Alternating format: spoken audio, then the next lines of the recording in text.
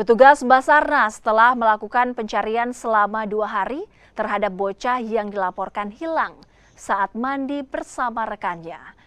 Tingginya ombak dan jarak pandang di dalam air menjadi kendala petugas melakukan pencarian.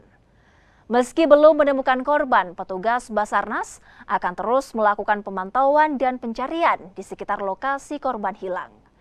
Korban diketahui tenggelam dan hilang terbawa arus saat mandi bersama rekannya. Sementara itu, 12 rekan korban berhasil menyelamatkan diri saat arus laut yang deras. Untuk tadi pagi kami menggunakan 2 alut yang turun, perahu karet dan trip. Terus untuk proses pencarian pagi tadi, kami melakukan proses pencarian menggunakan teknik penyelaman. Kami melakukan selama kurang lebih 1 jam. Kendalanya di visibility. Visibility di bawah air sampai siang hari ini masih keruh. Jadi kemungkinan untuk melakukan pencarian penyelaman kami hentikan dulu.